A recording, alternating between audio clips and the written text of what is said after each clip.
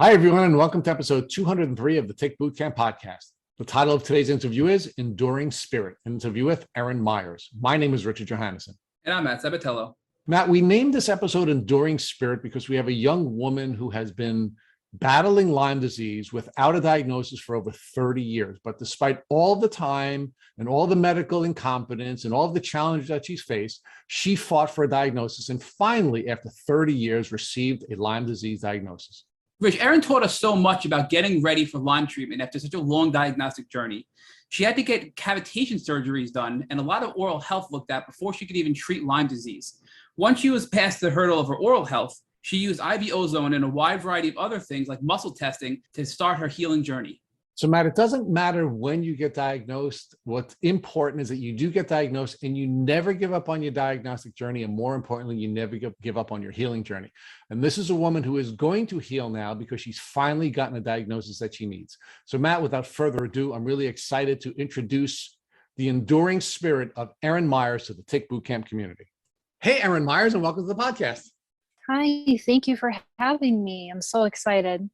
We're really excited to have you on the podcast as well. So, Erin, what we like to do is have you introduce yourself to our audience by first sharing where you live. I live in Bakersfield, California. And are you a born and bred West Coast gal, or are you from somewhere else? I'm not. I'm actually from Massachusetts. So you're an East Coast gal. You grew up in the Lyme Belt. You got it. Yes. So how long did you live in Massachusetts, and what did you know about ticks and tick diseases during your time as an East Coast gal? I lived in Massachusetts until I was 27 years old, and maybe I heard about Lyme disease in passing, but I really have no large recollection of ever really hearing about it, or ticks for that matter. So, Erin, talk to us about what your childhood experience was like. What kind of sports did you play? What kind of activities did you participate in? And what was your educational experience like? I didn't do any sports growing up. I was more into the musical scene. I took piano lessons for many years, clarinet lessons, singing lessons. Academic-wise, I definitely didn't do as well in school as I would have liked to. But you were an artsy gal, and so let's focus on your arts education and a little bit on your traditional education. Was there anything that you learned when you were either studying the arts or you were studying traditional courses in your educational experience, whether they be science courses or health courses, where you learned about how to protect yourself from ticks and tick diseases? Never. So, Erin, talk to us about what kinds of things you were working toward when you were a young person. Meaning, what were you dreaming about doing? Were you dreaming about becoming a professional artist, or were you dreaming about doing some other things? I remember a very distinct moment. I was 13 years old, and I was at the local library, and I was just obsessed with looking at cookbooks in all genres. And I knew I wanted to cook at the age of 13 years old.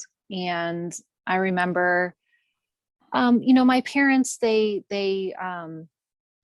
grew up with very low fat food. Everything was lean. I grew up on skim milk. So here I was, I wanted to make these rich dishes for my parents. I remember one night I made a fettuccine Alfredo, and I was super proud of it and really excited about it. But that was very fattening and rich for my family. But yeah, I knew that I wanted to cook at the age of 13. I really wanted to go to Johnson in Wales. That's a 4-year undergraduate school in Rhode Island that focuses on the culinary arts.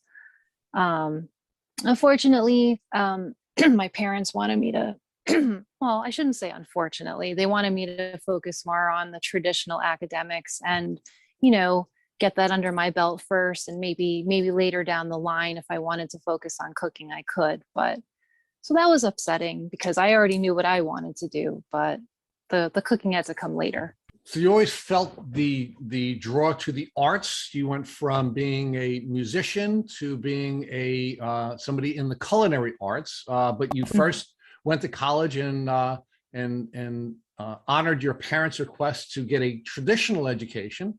So talk to us about your traditional education in college. When you were in college, were you taking any courses about fitness or health? And were you learning anything about ticks and tick diseases? I actually went to college with the idea that I wanted to become a nutritionist. So I've never done well in the sciences. I always struggled in high school, and that carried over to college as well, even though even though I was super fascinated and I really wanted to become a nutritionist. And no, I didn't learn anything about tick-borne diseases, unfortunately. So Erin, now you said that you've had your struggles in school, and would any of those struggles in school be parallel to any of the health issues that you were dealing with since you were a young child? I would say indirectly, very, very indirectly. I mean, it's I don't know. It's always been incredibly difficult for me to focus. I'm very easily distracted, very easily distracted. Even if I'm reading about something that I'm super interested in, it's challenging for me. So I would say yes, that affected my ability to concentrate in school. So let's talk about when your symptoms began to present. How old were you when you first started to exhibit symptoms or illnesses that were impacting your quality of life? I want to say maybe around the age of 5 years old, maybe it could have been 5, 6, or 7. I want to say 5 or 6. I started developing these horrible ankle pains. The ankle pains were so bad that my parents had this ottoman chair, and I remember it had this metal circle base on it, and I would put my ankles underneath the base of the stool because it was cold, and it provided weight on my ankles, and somehow that helped with the pain. Sounds really bizarre. But my pediatrician at the time and all through my teenage years attributed it to growing pains. Now, did your pediatrician provide you with any testing or analyze any other symptoms that you had to determine whether or not you were dealing with something other than growing pains? No, never. Now, did you have any other symptoms develop over time after you had your diagnosis of growing pains from your pediatrician? I would say my intestinal problems started as a preteen, and that has carried now over until now. Well, let's talk about the development of your intestinal problems. First of all, what were they like, and when did you first start seeing doctors about your intestinal problems? I started seeing a gastroenterologist when I was, I would say, 16 or 17, and I had an endoscopy done because I had horrible acid reflux. At that time, I had a sigmoidoscopy, which is not as it is as invasive as a colonoscopy, but you don't have to be put to sleep, and they only go up about halfway in your colon. And when I had the endoscopy done, it was determined that my esophagus was inflamed, for lack of a better word. So I started taking proton pump inhibitors. I believe I was taking Prilosec at the time, the little purple pill, at the age of 16, which is very, very young. And then I didn't start taking anything for my irritable bowel syndrome, because that's what I was diagnosed with, until the age of 21 or 22, I would say. Okay, so first you had these arthritic type pains that were a part of your entire childhood. Now you're having these intestinal problems. Did you have any other symptoms, fatigue or anything else, other than, of course, you also described to us you had troubles focusing, and you had troubles in your educational experience because you had difficulties focusing. Were there any other symptoms that you were dealing with during your childhood? Yes, I had horrible sinus problems. I used to get horrible sinus infections, so much so that I was scheduled to have surgery to fix my deviated septum at the age of 18. And a couple of days before my scheduled surgery, I came down with the flu. So I had to cancel the surgery, and I never rescheduled it. And I'm really happy about that. I'm glad that I didn't go forth with it. But yes, I had horrible sinus problems. Okay, so now we have sort of immune disruption or immune challenges, coupled with arthritic type of issues, coupled with irritable bowel type issues. Was there any doctor that was sort of tying all of these symptoms together for you? No. And let me add, if I may, I had horrible, painful periods, and I started the birth control pill for my painful periods at the age of 13. And if I could go back in time, I would not do that, but Why? I did.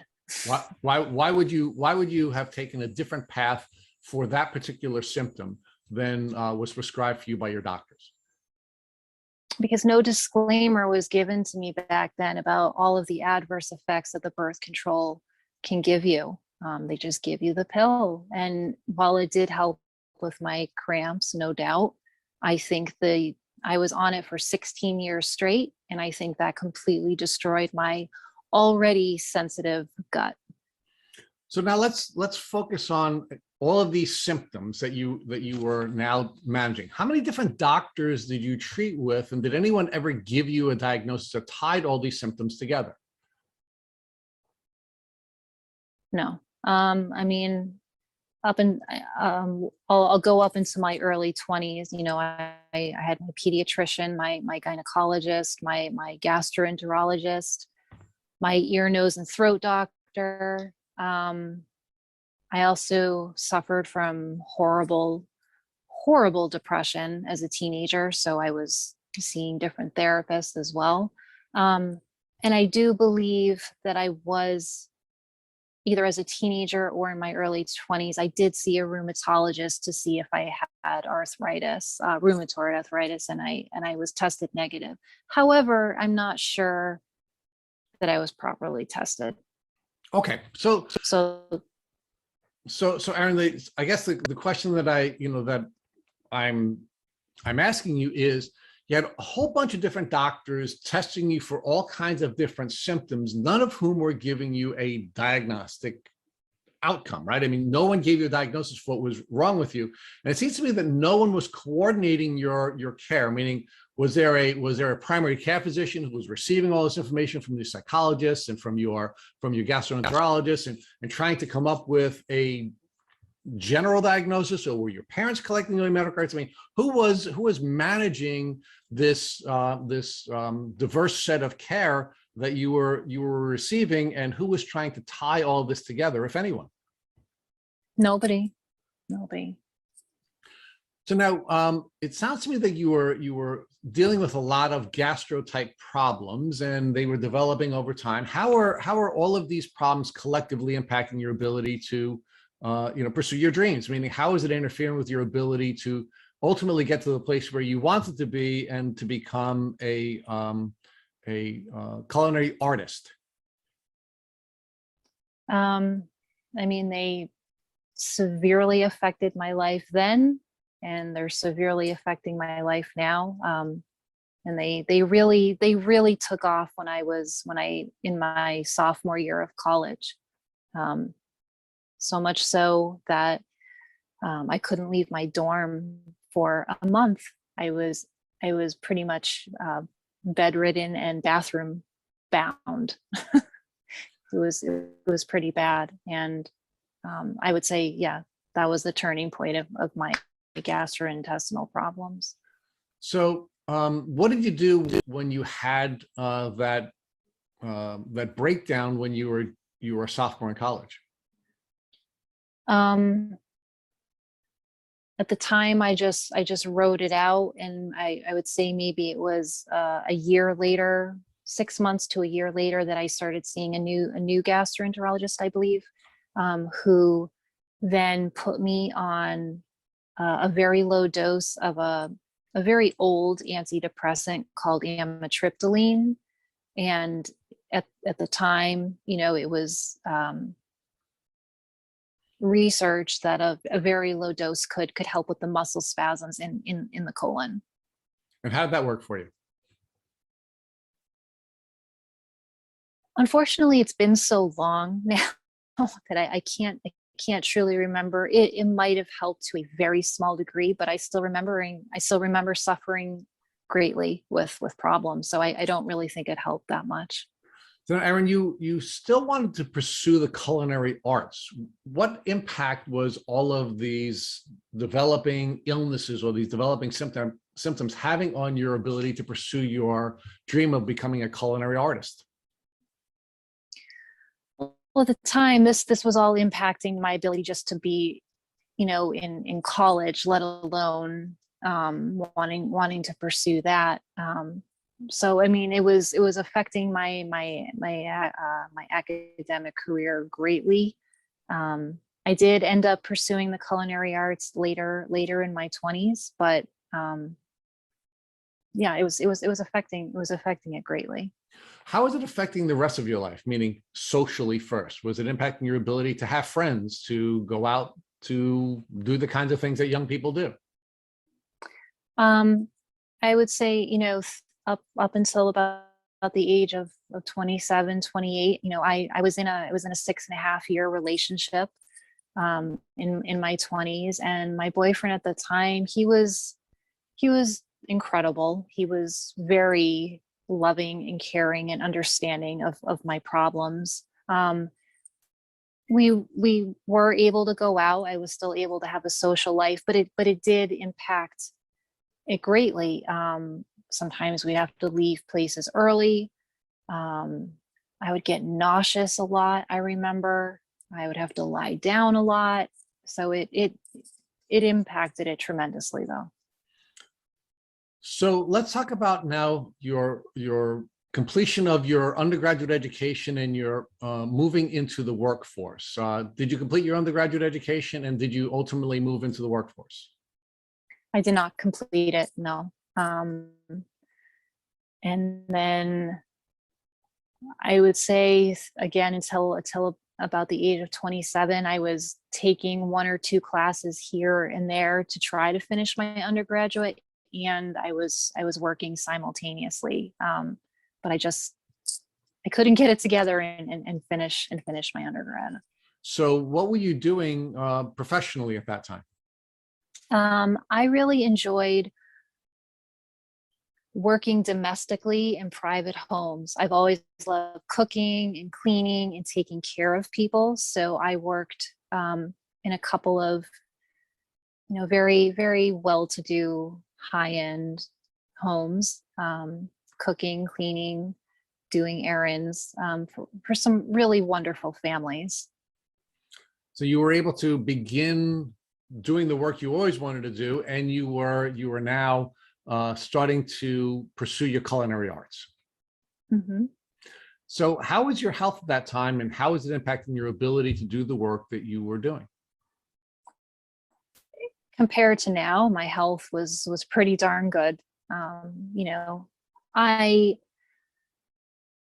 My diet, even though I would say I ate relatively healthy, I've never really eaten fried food, or I've always loved fruits and vegetables, but I've always had a a strong liking toward refined carbohydrates. I loved cookies and brownies and cakes. I'd eat dessert twice a day in copious amounts.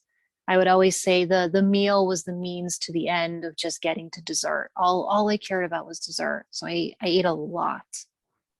Sarah, now, as your symptoms were developing, these diverse set or seemingly diverse set of symptoms were developing, did you use your passion for the culinary arts as a vehicle for determining whether or not you should change your diet to deal with the symptoms that you were facing? No, and I appreciate you asking that question, because not one doctor that I saw ever touched upon my diet. Now, granted, I did get tested to see if I was lactose intolerant as a teenager, and I was off the charts intolerant to dairy. So, but I started seeing a very top-notch gastroenterologist, I think at the age of 26 in Boston. And this is when I had my first and only colonoscopy done. And at the time, he was the only doctor that ever suggested that I might have SIBO, small intestinal bacterial overgrowth. And he gave me these new pills that were on the market. Unfortunately, I can't remember the name to address the overgrowth. They didn't work.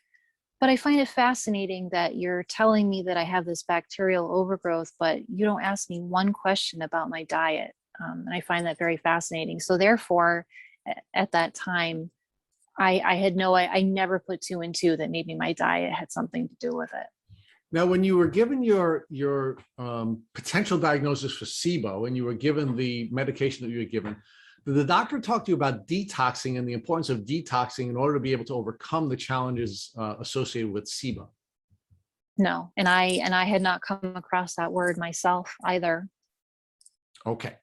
Now, one of the things that I'm also wondering is, while you're going through this journey with all of these different gastroenterologists, did anybody ever talk to you about a meat allergy, about the alpha-gal meat allergy, and whether or not you were suffering from a meat allergy, which was causing all of these intestinal issues that you were facing?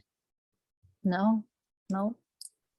Have you ever heard of alpha-gal and that tick disease and the impact that it has on someone's on someone's gut health? No, not at all. So now, Erin, let's talk about moving forward. So you're sort of struggling with your health. You're managing your health by going to different doctors who are helping you to deal with your gut problems and your other problems. How does your life develop, and where are you moving toward personally and professionally? So at the age of 27, I decided to move to Los Angeles. At that time, my 6.5-year relationship ended, and I wanted a change. I was sick of living in the Northeast and dealing with the harsh winters. And I went to visit a friend in Los Angeles for the weekend. And at the end of the weekend, I decided I wanted to move there. And 2 months later, I did. And it was the best decision I ever made. Excuse me. So when I moved out to Los Angeles, I was so happy to be there. I remember I still was suffering with some intestinal problems, and sinus problems, but they started to go away maybe 6 months to 9 months living there. Now, granted, I do believe at some point I did give gluten up. I was still eating gluten. I don't know if I was just so happy to be there, or it was the small change in my diet that was making a difference, but my symptoms were lessening and my sinus problems went away. So, Erin, let's focus on that. Let's focus on the move to Los Angeles, and let's focus on whether or not there were any other changes in your life. So one of the things that was happening was you moved from the East Coast to the West Coast. And another thing you started to do is you started to change your diet. Were there any other dietary changes that you made? For example, did you cut red meat out of your diet, and was that having an impact on your ability to manage your illnesses? Funny you say that. I don't think I ate red meat once I moved to Los Angeles. So what was happening with your sinus issue as well, right? So you're starting to feel better. You're living on the West Coast. You're changing your diet. How is your health generally? Um, it was pretty good. I would say pretty normal for a 27, 28-year-old. So what are you now doing professionally when you move to the West Coast? How are things changing for you in that part of your life? After about 9 months, I finally enrolled in culinary school, which I was super happy about. And that was a 6-month program, 5 days a week. And yeah, after I graduated culinary school, I was 28 years old, and I really wanted to be a private chef. I had no desire to work in a restaurant, and I wanted what I wanted, and I was willing to hold out until I found that position. So now you're now living on the West Coast. You've changed your diet. You have made many changes in your life. You're feeling better. How are you now doing in your culinary arts educational program, and how is that different from your academic performance before you made those changes? I was finally pursuing my dream. So I was pretty focused, and I did pretty well in culinary school, especially the pastry section, because desserts have always been my favorite. So it was easy, relatively easier for me to concentrate and do well. But you were also feeling better at the same time, right? Yes. So you now graduate from culinary school, and you are now holding out for your dream job of working as a private chef. Were you able to locate work doing that? And how was your health developing at that time? So when I moved to LA, I was working for a young woman, and she was very close to my age, and I was helping her cook and clean and do all that. And I worked with her for 6 months, and then she moved away. So she moved away to another country, and that left me on unemployment. And that's when I enrolled in culinary school. So I was on unemployment throughout culinary school and after I graduated, and I found it very challenging to get the job that I wanted.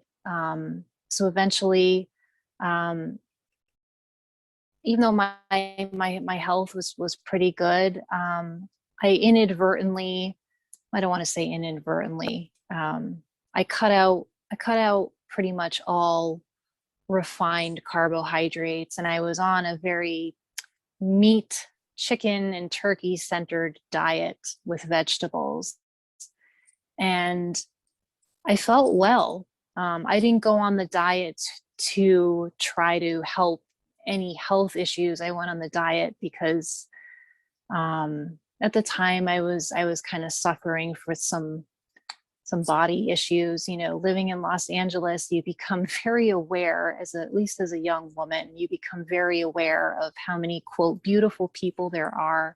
And I ended up putting a lot of pressure on myself, and I started, cutting out carbohydrates, thinking that was the way to go. But I can't help thinking that, I felt good at that time, not eating those carbohydrates. But I wasn't able to find a job, and eventually my unemployment did run out, and I had to move back home with my parents temporarily for 6 weeks. And then I found a job in San Diego, so I was able to move back out to California. And this was in 2012. So Erin, we've heard from a lot of past podcast guests that they have developed eating disorders or body issues because of Lyme disease that they never had before. So do you think that Lyme in any way contributed to these body issues you developed when you moved to LA? Wow, I've never heard that before. That's fascinating. I want to say no, but I can't be for certain. It's almost impossible to tell, of course, right? It's more of a guess at this point. But we have identified a pattern of a lot of people with Lyme disease, especially chronic Lyme disease at the later stages. They do develop anorexia, body dysmorphia, and things like that they said they've never had before. So I think that's an interesting note to put out there for our listeners, and maybe for you, Erin, to digest on as well after this podcast. So another question I wanted to follow up with you on is, you did mention when you moved to LA from Boston that your sinus issues kind of went away. So I can't help but wonder, we've heard that as well from a lot of people when they've had these types of chronic sinus infections and chronic things that have just went away after moving, that they then made a connection with their Lyme specialist that they could have been exposed to mold, which was keeping them sick with these sinus type problems. So did you or your doctors ever explore the option of maybe having mold exposure back in Boston? And that's why you started to feel better when you moved to LA a little bit in that regard? Never. So these are the types of things that Rich and I always talk about that I think need to be more prevalent in the medical community to make these types of observations, because they could have helped you probably back then to make some connections that could have led back to Lyme disease, because mold, being susceptible to mold illness is definitely a sign of potential of something like Lyme disease when others may not be experiencing the same symptoms that you are. So now, talk to us about your move back to back home, and then you said you found a job, and then you went back to California. So what was this job, and then how did your life progress at that point? I found a job on Craigslist, and it was for a live-in housekeeper / cook in San Diego, in La Jolla, actually. And it was unpaid, but my rent was going to be free. I was so unhappy living at home those few weeks with my parents. I didn't care that I was going to go back out there I just needed a way to get back out there. And I told myself I would figure it out and find a way to make money. So they graciously and generously put me on a plane to San Diego. And it was this absolutely stunning house in La Jolla, looking over the ocean in the hills of La Jolla. It was gorgeous. And it was these two guys, one of them a professional poker player, and I'm not sure what the other one did, who shared the house. And they took turns sharing the house and having their guests come. And I was responsible for the cooking and cleaning. And it morphed into me just doing the cooking, because the house was enormous. It was too much for me to focus on both. So I was eventually able to just do the cooking, and I loved it. It was the greatest experience of my life. And how was your health at this time? Was it getting any better, any worse? Was it sort of plateauing? So at that time, when I took that job in June of 2012, for that year prior, kind of when I, had my eating disorder, or at least disordered eating. But when I took the job, I started introducing, I started eating normally again. And, but I had lost my period for a year. Prior to that, when I wasn't eating the carbohydrates. So when I started eating normally again, my period came back, and man, it came back with a vengeance. This was the first time I really had my period off the birth control pill. So the pain was unreal. And I just was eating so much candy and cookies, and because I had kind of starved myself for a year prior. But I felt okay health-wise. So at this point, I just have to wonder, so you're having all these strange health issues. You have no period to having a period with vengeance. And then you also had all these GI issues and food sensitivities and SIBO. You've been at a SIBO diagnosis. Did anybody ever say that, hey, look, we should dive deeper to see what's causing all these problems, or was it really just treating the surface level symptoms with your doctors at this point? It was always surface level. No one ever recommended a deeper look into it. Did your doctor who diagnosed you with SIBO tell you that it can cause a lot of food related symptoms and reactions and sensitivities?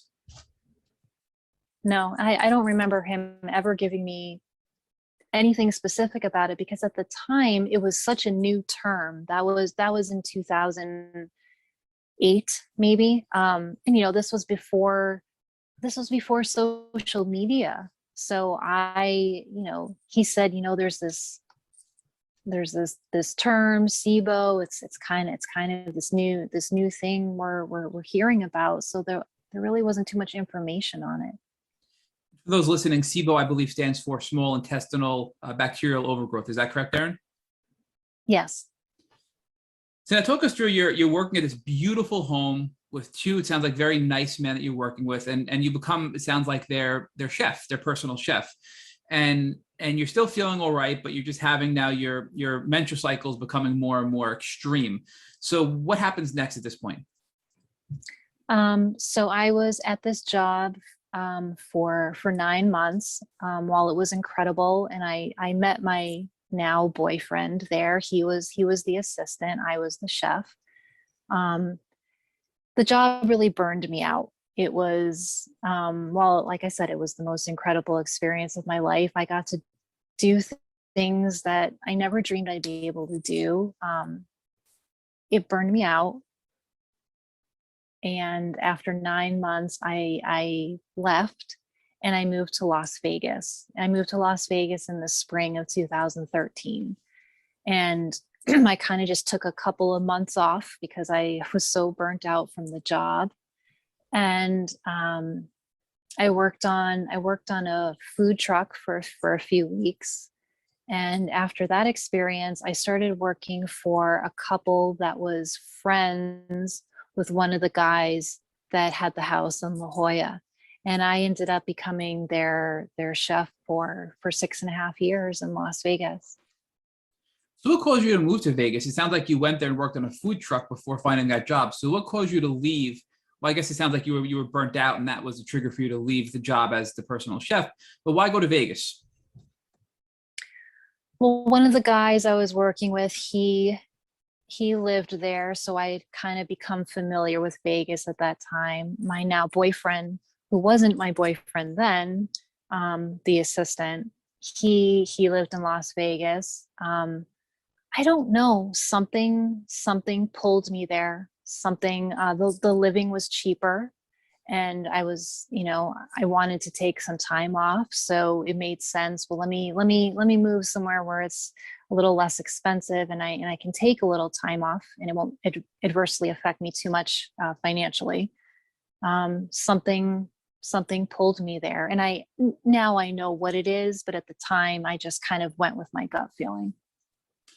So Erin, talk to us more about your health when you moved to Vegas and how your health either improved or declined throughout that time period. When I moved to Las Vegas, I developed allergies that I had never had before. I mean, horrible allergies. I learned living there that wasn't abnormal, but no one ever told me that prior to moving there. And if I had known, I don't know if I would have moved there. They were bad. So I moved there in the spring of 2013. And it was November of 2013 is when my health started to take a turn for the worse. So talk to us more about that in November 2013. What do you mean by your health started to take a turn for the worse? What were your symptoms and how did they start to worsen? I started developing what would be categorized as very autoimmune issues. At first, I thought I was developing lupus. I had an ex-boyfriend. My first boyfriend actually had lupus, so I was kind of familiar with the symptoms. And one of the symptoms of lupus is developing a butterfly rash across your face, and I had that coupled with severe fatigue, just very achy. My joints were starting to bother me a lot. I was so tired, not, oh, I didn't sleep last night. No, I can't move my body tired. So these are all, your health obviously was never great throughout your entire life. And now you're getting these new symptoms and you suspect lupus. And I think that was a very good observation that you made. because of the rash and your experience with your ex-boyfriend. But did you go to a rheumatologist? Did you see doctors? Did you try to figure out what was going on now as your health took another turn for the worse? I didn't see a rheumatologist. I started seeing a naturopathic doctor in November of 2013. My friend recommended her, and she was wonderful. She tested me for I think the test is an ANA screening, and that tests for Yes. autoimmune issues. I tested negative for it. She did a full thyroid panel. I can't remember what else she tested me for at the time, but everything came back negative that she tested me for. And that's not uncommon, Erin, because I myself had gone through a lot of autoimmune symptoms as well. And my neurologist had run a whole full battery of tests. And one of them eventually popped positive for high levels of ANA, the anti-nuclear antibodies. And then at that point, it just remained unspecific until a possible lupus diagnosis. But many people in the Lyme community believe that these symptoms are a direct result of chronic Lyme disease and tick-borne illness. So do you think what you were experiencing was a true autoimmune condition that was separate and distinct from your tick-borne illness and Lyme disease? Or do you think that was really just a new symptom as your chronic Lyme was developing and getting more and more aggressive in your body? I think it was a new symptom related to the Lyme. And if I may add, I think it's very possible I've been sick my whole life, but again, this was November of 2013. I went home to visit my family in Massachusetts in May of 2013. And so this would have put me at almost 6 months, or at 6 months later. I have no idea if I was bitten by a tick in May, but I find the timing very, very interesting. I mean, it sounds like from my perspective, you were probably sick your whole life, possibly even from congenital Lyme through one of your mother, possibly, and living where you lived in the Lyme belt, right? You could have been reinfected various times throughout your life, including when you went home in 2013. You could have been reinfected again, and your body was already so compromised that you then took a turn for the worse even more because of that. Yes, I believe that's highly probable. So when you went back home, so now you're having all these autoimmune issues. You said you went back home again for a little bit, and before that you went to this naturopathic doctor. So talk just more about the naturopath. And you did mention that you did a lot of autoimmune testing and they all came back negative, but you were still sick. And naturopaths are known for getting to the root cause and not giving up. So what did the naturopath do after that when you had all these negative autoimmune tests? So I remember she tested me in November of 2013. I think we did a little more testing in December, possibly January, because I still wasn't feeling well. And everything came back negative, except, I've always had either low red blood cells or I've been borderline anemic. And that's been a constant throughout my whole life. But other than that, my thyroid, and she being a naturopath, she knew to do a full thyroid panel. And anyone listening, if you go to a traditional Western medicine doctor, they only like to test you for your TSH, but there's so many other different components involved with your thyroid. There's the T3, the T4, the reverse T3. And she knew to test for all of those, and I'm very thankful for that. And while all of my thyroid levels came back within limit, a couple of them were on the lower end. And she took note of that, and we both decided that I would start taking a natural thyroid medication. I can't remember the name of it. And wow, it really helped with my energy. It's like I hadn't had coffee in years, but it was like having a shot of espresso, and it worked. And I felt good. I felt good for a few months, but I also started getting very nauseous a lot. I remember I was dealing with some nausea in my 20s. I'm now in my 30s at this point. I remember nausea nausea was a problem. So but I have this newfound energy with this thyroid medication. So, Erin, we're starting to learn more and more about the thyroid and your hormones and all things related to dysregulation in your body caused from Lyme disease. And we interviewed Dr. Mueller from Medicine with Heart last week, and she talked to us in great detail about when we get sick from Lyme disease, it has such a negative impact on our hormone regulation, and from many different perspectives, because it actually affects how the brain can detect hormones to then downregulate the production of them, and also just causes things to be so out of whack that it just can overproduce adrenaline and other harmful hormones in high doses. So she also noted that because of these types of things, doctors will generally look for a deeper root cause for hormone dysregulation. So did your naturopath talk to you about why your hormones are so out of whack at this point, or was she just so happy to find it that she wanted to treat you and then follow up to dig deeper later on? No, she never dug for the root cause, which I don't know if I was ever really thinking about it at the time, but looking back, I'm disappointed, because that's why I chose seeing a naturopath. I want the root cause. And again, I'm still struggling with these horrible, horrible, painful periods. And, she did test, my progesterone was quite low. I mean, very, very low, which is notorious for, if your estrogen and progesterone level aren't balanced, and if you have low progesterone, that can cause very painful periods. But she, even though I was taking a natural thyroid medication, she decided that maybe me going on some bioidentical progesterone therapy was a good idea. So I did that. And that didn't do anything for me. So even though we were treating naturally, I wasn't treating the root cause. We were just treating the symptoms. Lauren, we want to thank you for being so open with us about your problems with your period. And unfortunately, because Rich and I are both men, we don't have a lot of guests share that with us. And it really is a important part of Lyme disease. We've heard offline a lot of people tell us they've developed severe endometriosis as a result of Lyme disease and severe issues with their periods and their cycles. And some of the people out there that are really knowledgeable in this area are Michaela Voucher. If you want to look out for her on social media, she actually is really well versed in this topic. And also Alyssa Lascala, who's a health coach. She is brilliant and has a ton of information. So if you're looking for resources, or anybody listening, to help with endometriosis or problems with your period due to Lyme, there's some really good resources out there on social media that can help. So, but thankfully you were getting some symptom relief due to the thyroid medication, which, hey, symptom relief is symptom relief, even if it's not the root cause, right? So that's great.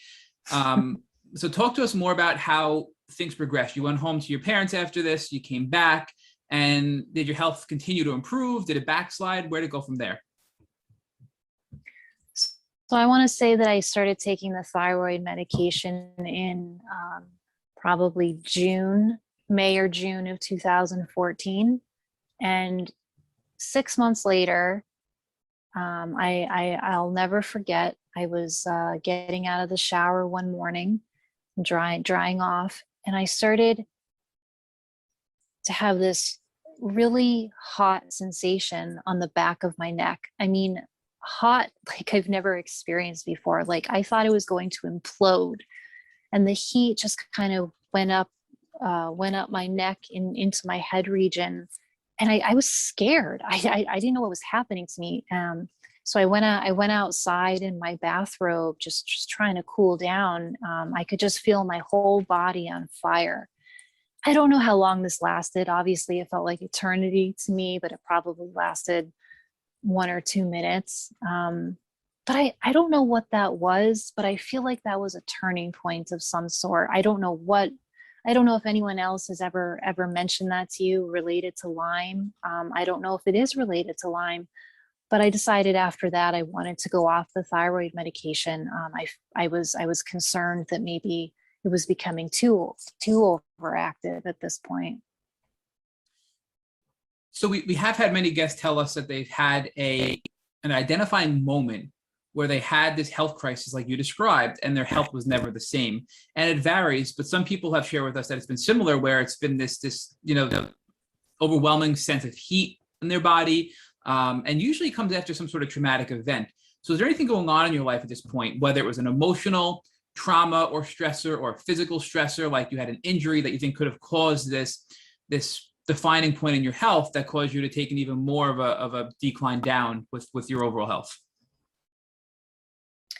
So I would say about 6 to 9 months prior, six months maybe, I started working with, for lack of a better word, my energy healers in Las Vegas. It was a husband and wife duo, and they performed a lot of Reiki and hypnotherapy, and they were my life coaches. And I was starting to do work with them and uncovering a lot of unresolved emotional issues that I've had my whole life. And it was bringing up all sorts of things that I've never dealt with before. So I think there's a huge emotional component to what I was experiencing physically out. And that's hard because it's an important part of your healing journey to address your emotions and be able to heal from them, so you don't have these buried emotions keeping you sick. But on the other hand, it sounds like for you, that was almost too fast and too overwhelming, that you think it could have led to your health decline because it was so much of an emotional response so quickly. Perhaps. I mean, I was already experiencing physical issues, so then coupled with all of the emotional issues coming to the surface, I already have a pretty sensitive constitution, and I do think it was a lot for my body. So Erin, looking back, and again, this is a hard question. And God bless my naturopath. Let's be honest, she wasn't properly helping me. Agreed. And I think, to be fair to your naturopath, she did get you some symptom relief, which was great. And I think all of your doctors and health practitioners and coaches together are responsible for your health and where you are today. But let's talk more about your energy healers and your health coaches. Do you believe that was an important part of your healing journey? Is that something that you regret, or do you think that was a really powerful part of your healing journey? No, I wouldn't be here today without them. I would not be here today without them. And as I said, a little while ago in the podcast, I didn't know what was pulling me to Las Vegas. I believe I was meant to connect with them, because the work that I did with them, it saved my life. Emotionally, it saved my life. So primarily from an emotional standpoint, they were the missing link to the emotional healing of your Lyme journey, it sounds like. Yes. So talk to us more about the physical healing, because you still haven't gotten diagnosed with Lyme disease yet, right? So you're still just on this journey of I have all these things going on, and you're playing whack-a-mole, and these new symptoms are popping up, and you're hitting them over here, and this other symptom pops up. So when did you finally get diagnosed with Lyme, and who thought finally, hey, you probably have Lyme disease? So I finally got diagnosed in April of 2019, which was many years later, and that was through a different naturopathic doctor. I was following a medical doctor on Instagram. Her name was Dr. Jessica Petros, and she worked in a clinic in San Diego, and I really wanted to see her because she was starting to post all these things online about Lyme disease and mold, and I was starting to think, this might be what I'm suffering with. She had a year-long wait, but one of her colleagues, who I started working with, her name is Dr. Star Ramson, and she works at Nourish Medical Clinic in San Diego, and she's absolutely wonderful, and she is the one that suggested I test for Lyme disease and mold. So when she suggested Lyme disease, what was your response to that? Did you understand how severe Lyme could be? Did you, or did you totally not really even think anything of it because it was so insignificant in your mind at that point? I was more familiar with it at that point than at any other point in my life. Simply because of, thankfully, social media and learning more about it. But I don't think I comprehended the severity, the full severity of it at that time. And, this whole mold component, we're coming back to the earlier parts of your journey when you had these symptoms that would come and go when you would move away from areas that were probably known to be more mold infested than others. So did it click with you at that point with your new naturopath that, wow, maybe this has been a problem for decades for me? Definitely. And I did test positive for very high levels of mold in my body. Well, Erin, thank God you finally found this naturopath, and you now have a positive Lyme diagnosis and positive mold diagnosis. Did she test for any other co-infections as well? No, she did not. And I don't believe, I can't remember if that was her decision or mine or a joint decision. These tests are expensive, and I was paying out of pocket. And I think we just kind of decided let's test for the most important things at that time. So I think it's important to note that you were sick about when you were 5 years old, and it took you approximately 30 years to get a proper diagnosis, correct? I've never heard it said out loud. When you say it out loud, it's overwhelming to hear that. But yes, you're right. Yeah, and I think it's a testament to your strength that you never gave up and you kept looking for doctors, especially after you saw so many naturopaths and weren't properly diagnosed. So kudos to your strength to finally find the answer, which you did. So Erin, talk to us more about now when you had these positive tests, and this is again now 2019, the middle of 2019. What did you decide to do from a treatment standpoint with your naturopathic doctor?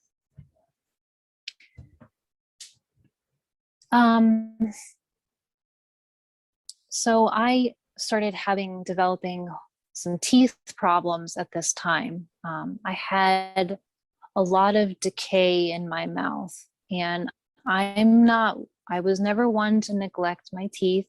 Growing up, I used to get cleanings 3 times a year, but I had all of this decay in my mouth. And at the time that I got diagnosed with Lyme, my teeth problems were so bad, I needed to have some teeth extracted, which was devastating for me. So I wanted to focus my time, money, and energy on treating the Lyme, but unfortunately I had to put my money into my teeth at that time.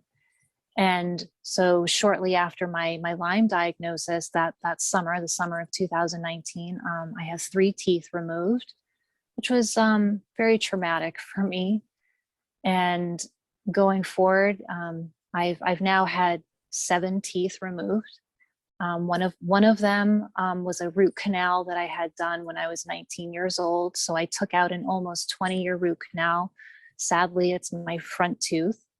And all of the reading and research I did around Lyme, it says having a root canal can be a very potential breeding ground for the spirochetes, the bacteria, the Lyme bacteria. So I was like, well, I got to take out my root canal. I don't want that to be adding any more stress on my body. So the dentist that did pull out my old root canal, it was infected. So I'm very happy that I took it out, but now I don't have 7 teeth in my mouth.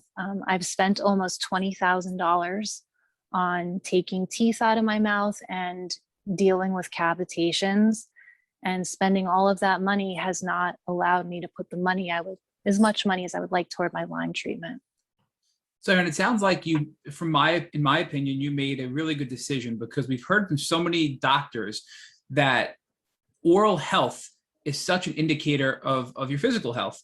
And we know the spirochetes like your oral, like to hide in your mouth and in your gums and in cavities around your teeth.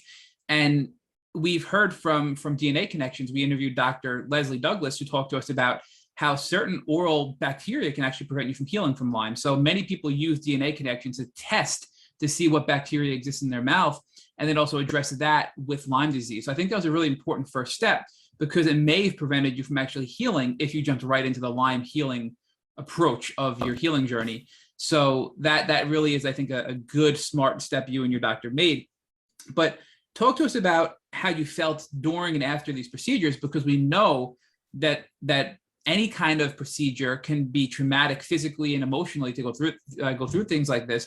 And it's also bringing all that bacteria to the surface, right? Because it's buried in your, really underneath your teeth. And as you're removing the teeth, the bacteria are coming out. Did you have any sort of reactions afterwards because of moving around and stirring up all this bacteria in your mouth?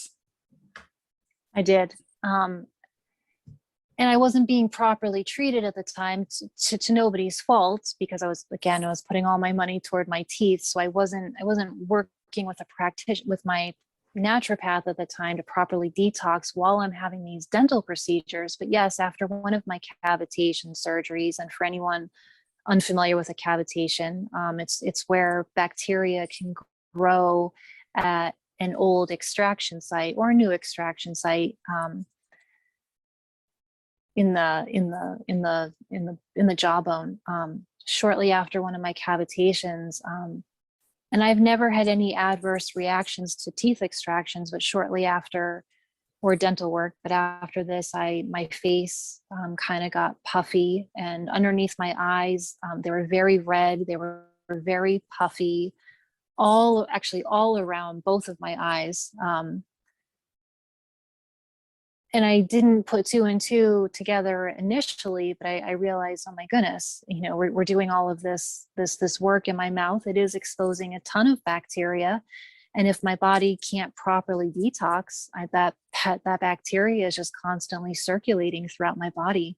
So I had those red rings and puffiness around my eye for a few months until I did some ozone therapy, and it went away after the ozone therapy. And it makes sense because Lyme, which is, the spirochetes, which is the Lyme bacteria, love the mouth. And there are a ton of other pathogens that can live in the mouth as well. So as you stirred that up, of course, you were experiencing all this bacteria coming out, and you weren't doing anything to help kill off the bacteria and then help your body detox the kill off of the bacteria. So talk to us more about ozone. So what type of ozone did you use? Because we know there's many different types you can do, you from rectal to oral to IV. So what kind of ozone did you use, and how quickly did you feel symptom relief from all of your inflammation and bacteria in your mouth? So I want to say at this time, I had to stop working. I left my job as a private chef in March of 2020, right at the beginning of the pandemic. And I was thankfully given some severance money, and I decided, okay, well, with this severance money, I'm gonna throw everything that I have at trying to get better. And I wanted to try some ozone therapy, and I did some intravenous ozone therapy, 10 pass, and I did a couple of ozone sauna sessions as well. And I did not feel well doing it. I already was feeling very, very sick. I was sick enough that I had to leave my job, which is not something I wanted to do. But I guess I had a lot of die off during the ozone therapy. Some people say they start feeling better right away. I did not start feeling anything until a few weeks after doing 3 intravenous IV ozones and 2 ozone saunas. But I remember I woke up one day, maybe a month later, maybe 6 weeks, and I woke up one day and I had more energy than I can remember in a long time. Not enough to go run a marathon, but more than I had. So looking back, do you think ozone is something that was helpful in your journey, or is that something that you would have skipped if you could have had the insight you have now back then? If I could do it all over again, because money was a finite resource. I really had to pick and choose how to start my healing journey. And I didn't have a clear outline. I was going off of listening to other people and their journeys. But if I could go back in time, I would not have started with the ozone. As much as I loved it, and I wish I could have done 12 sessions, I would have started off detoxing with herbal supplements and addressing the parasites, and not putting my money toward the more expensive treatment. So after getting rid of all of these dental issues and oral issues that you had, I know that you went back to your naturopath, and it turns out you had even more high levels of Lyme disease in your body as well. So you also did something interesting, right? So you talked to us offline a little bit about how your doctor told you to use an infrared sauna first to bring out the Lyme to have the most accurate testing possible. So can you talk to us about that? Because a lot of people are always concerned about getting a Lyme test because even the best ones that are out of pocket aren't perfect. So you basically put your body in an optimal position to have the most accurate test possible. So how exactly did you do that? So yes, this was about 8 months later. I decided to retest because at this point I had dealt with the dental issues thus far. I've developed more, but thus far, and I was ready to finally address the Lyme. So I wanted to get retested just to make sure. So I had bought a relatively inexpensive sauna blanket. It looks just like a sleeping bag, but it has the infrared sauna component to it. So I did that at home for maybe 30 minutes or so. And then I went to the lab and I had the blood drawn for the Lyme. And when my results came back, I tested for even more Lyme bands than I did with the first test. And from a time perspective, this was relatively recently, within the last year or so, I think, right? Yeah. So this second testing for the Lyme was done in February of 2020, and then it was a month later that I left my job, and I told her that I was going to do some some ozone treatments, which she was, she agreed with very much. After getting the ozone treatments, I started developing chronic liver pain. Now, I did have liver pain prior, maybe on and off for a couple of years, but I wouldn't say it was chronic. But now it was constant liver pain, and my naturopath recommended that I take some supplements. I can't remember what they were to support the liver detox pathways. Anything that I took, it wasn't helping. I almost felt as though my liver pain was worse off. So I didn't really continue working with her directly at this time. And I kind of took my treatment into my own hands and wanted to start doing some parasite cleansing. And anything that I took, it just made my liver pain worse. And this was, this was the fall of 2020, so a year ago. And it just came to a point where I was like, you know what, I'm not going to do anything. I'm going to stop treating altogether. I don't want to take anything. And I just want to give my body a break. And I did for a few months. I didn't do anything. How did you feel throughout this time when you stopped all your treating and you kind of just pulled back? Did your health plateau? Did you feel worse? Did you feel better? It stayed the same, which was bad. The only thing that was better, again, with the ozone, it gave me some energy. But still, I still can't do tasks for long periods of time. It's a very short duration, but prior to the ozone, I had a very hard time even lifting my arms in the shower or lifting a bag. But the ozone allowed me to be able to lift things again. So ozone really did have a positive impact on your healing journey, although you were a little bit sicker after getting it, probably because it was killing so many things off. I think in the long run, it really helped you in your healing journey. Would you agree? Yes. So now I know we're getting close to the present date here. You took this break mid last year. We're getting into this year a little bit. So have you picked up anything since, or are you still in that period of not treating? What are you doing today to address your health? So there were some various things that I tried along the way, from last fall until now. But the thing that I've done most consistently over the past, I want to say 3 or 4 months, is I've been working with this acupuncturist. She's in Los Angeles. And while we don't do acupuncture, she does muscle testing. And I have seen her a couple of times in person, but she's able to do the muscle testing over Zoom. I have no idea how it's done. It's like magic to me. And she treats a lot of people with Lyme. In fact, I found out about her through someone very vocal in the Lyme community on Instagram who raved about her. So I started working with her, and the first time I went to her, she did some in-person testing to see how my organs were functioning. I can't remember what kind of testing it was.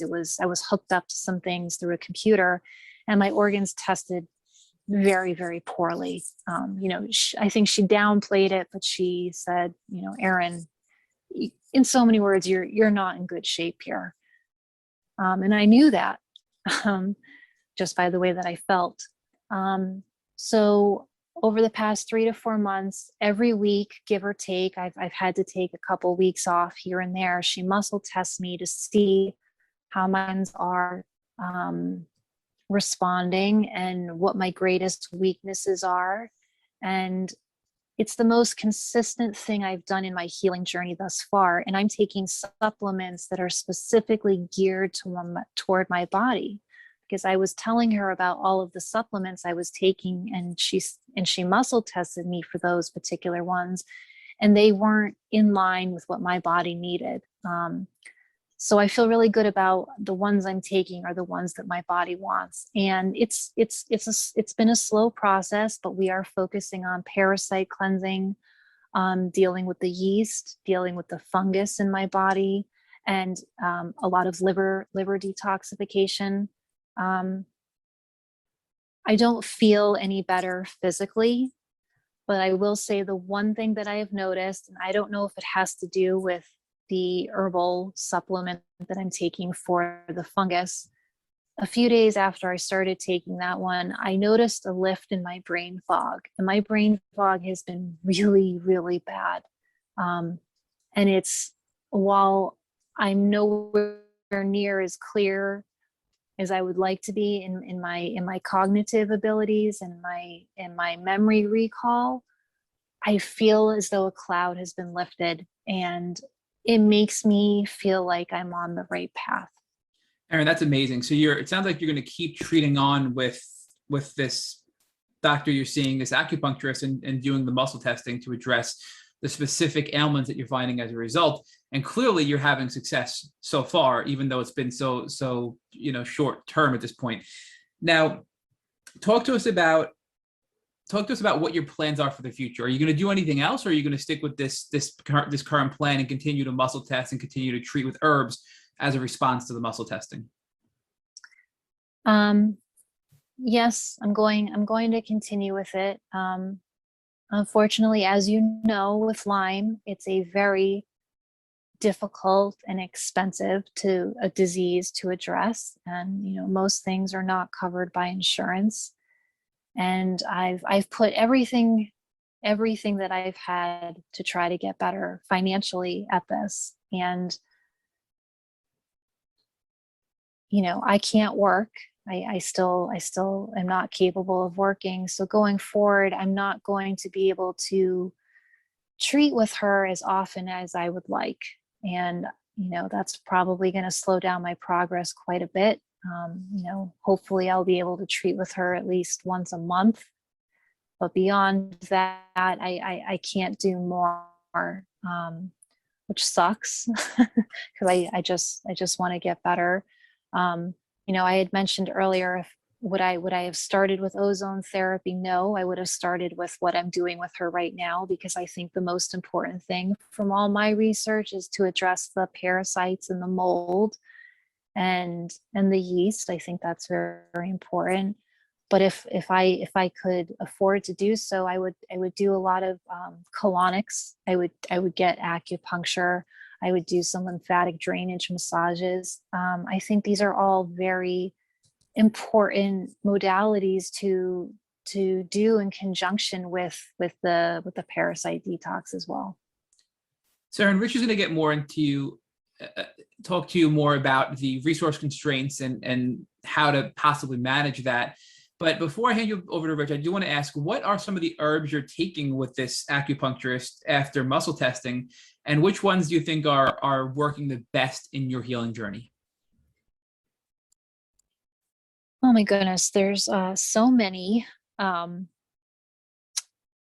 The thing that I'm taking for the yeast is I'm taking olive leaf extract. I'm taking things to support my my lymphatic system, my liver. I'm taking Mimosa pudica, I believe that's what it's called. I'm taking Morinda. I'm taking a parasite complex. I think it's artemisinin, if I'm pronouncing that correctly. I'm taking probiotics. I'm taking things to address the gut. I can't remember what they are. I'm taking there's so many, Matt. I wish I had them all lined up right here to Erin, that's to been be great. more specific. And I know Rich is going to kill me because I keep talking, but this is my last statement and Rich will pick up after this. Everything you just mentioned, all of those herbs and supplements you're taking, they address a wide variety of things, from bacteria to viruses to parasites to fungus. And I think that's the real best approach to take to treat chronic Lyme, because it's never just the Lyme bacteria causing you to be chronically ill. And it sounds like you're finally on the path to whole body healing with your current herbal protocol. And I'm really excited to see how you start to feel in the near future. So with that, I'm going to hand you over to Rich, but I think that you're in a really good place. Thank you, Matt. So Erin, why don't you talk to us about the journey and the beauty of the journey, meaning what have you learned about yourself and your purpose as you're going through this process of healing from Lyme disease? I'm so happy you asked me that question, because having Lyme disease has been the greatest blessing, even though it's been the most painful experience, at least physically. It's been the greatest blessing because it's been such a spiritual journey. Lyme disease is a spiritual journey, at least for me. I didn't talk about it prior, but before I got diagnosed, I went on a healing journey retreat in Spain. I flew all across the world to go do this dry fasting retreat. And for anyone that's not familiar, dry fasting is abstaining from food and water. It's not for the faint of heart. And I went to do it because, again, I wasn't diagnosed with Lyme yet. I went to go do it for my painful periods. And it was the most, at that time, and maybe to this day, the most profound experience I've ever had. I went 3.5 days without any food or water. And when I came back, I felt better than I have in my entire life. I had more energy than you could possibly imagine. And I really, when I came back, I really wasn't eating very much. I didn't need to. I had boundless energy. And for the first time in my life, I had 2 periods where the pain completely went away. And I was feeling on top of the world and feeling as though, wow, I'm ready to continue on my healing journey. And I wanted to continue detoxing because I knew that I was still sick with something, even though I was feeling this great. I really wanted to continue. But at that time, I was presented with getting into a relationship with my current boyfriend, whom I love dearly and has been my greatest ally and friend throughout this journey, thank God. But at the time, he and I hadn't seen each other or spoken to each other for 3 years. And I had just come off this really profound experience. And he kind of reached out to me and, we were reconnecting. And in my gut, something was telling me if I get together with him, I'm not going to continue focusing on my healing journey, because I'm the type of person always put other people before me. And it was kind of this spiritual test, this universal test. Are you really ready to get better, Erin? Or are you going to get into this relationship where you're going to just focus on him and not continue focusing on you and your healing journey? And I was at this crossroad, and I decided to get into the relationship, which I do not regret, but it kept me from not focusing on me. And like I said, I don't regret that, but I think Lyme disease for me, the biggest learning lesson I've learned is that disease is really not listening, develops as a result of not listening to your body and resisting what your soul is telling you. And I was resisting what my soul was telling me. And that was, you need to focus on you, Erin, and you need to get better, because I focused on everyone else my whole entire life. I put everyone else before me.